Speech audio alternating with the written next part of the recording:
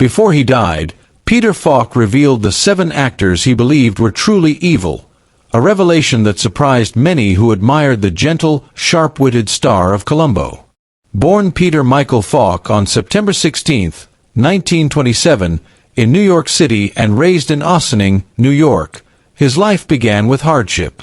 At just 3 years old, a malignant tumor led to the removal of his right eye, leaving him with a glass eye that would later become part of his iconic screen presence. Raised by a hard-working bookkeeper mother and clothing store owner father, Falk developed a love for storytelling long before he ever imagined becoming an actor. After serving in the Merchant Marines during World War II and earning degrees in political science and public administration, he lived a conventional life as a budget analyst, until his late 20s, when he finally dared to pursue acting. Training under legends like Sanford Meisner, he quickly rose from community theater to Broadway, then Hollywood, earning 2 back-to-back Oscar nominations for Murder, Incorporated, 1960, and Pocketful of Miracles, 1961. But everything changed in 1968 when Falk stepped into the role that would define him, the rumpled, brilliant detective Lieutenant Columbo. With his raincoat, cigar, shuffling walk, and the unforgettable "Just One More Thing," Falk turned Columbo into a television icon. Beneath the detective's polite demeanor lay a razor-sharp intellect, a balance Falk perfected through improvisation, creativity, and instinct. His performance earned him 4 Primetime Emmys and worldwide adoration. Beyond Columbo, he impressed audiences in films ranging from The In-Laws, 1979, to Wim Wenders' Wings of Desire, 1987, where he played a philosophical version of himself.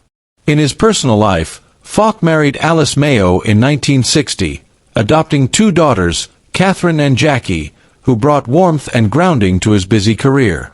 After their divorce in 1976, he married actress Shara Danese in 1977, a partnership that lasted for the rest of his life.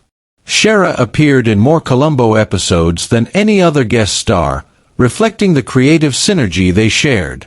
Near the end of his life, Falk occasionally spoke candidly about Hollywood's darker side. Though not one to stir controversy, he admitted that 7 actors had left him deeply unsettled. He described George C. Scott as a volcanic presence whose anger could burn a hole straight through you. Robert Mitchum, he said, carried a coldness that showed in his cruel treatment of younger actors and crew members.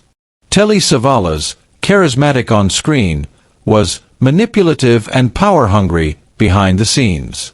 Rod Steiger's brilliance, Falk revealed, was often overshadowed by emotional cruelty that left colleagues shaken. James Coburn, he claimed, hid a predatory edge beneath his cool exterior, the kind of man who could smile at you while twisting the knife. Anthony Quinn's ego, he said, spilled into genuine cruelty, while Lawrence Harvey was dangerously manipulative, making others feel like pawns in invisible games. Falk stressed that most actors he met were kind, but these 7 left a lasting chill. "People think evil looks like a monster," he said. "But sometimes it wears makeup and steps into the spotlight." Peter Falk passed away on June 23, 2011, at his Beverly Hills home, the sanctuary where he had lived, painted, read scripts, and spent decades with loved ones.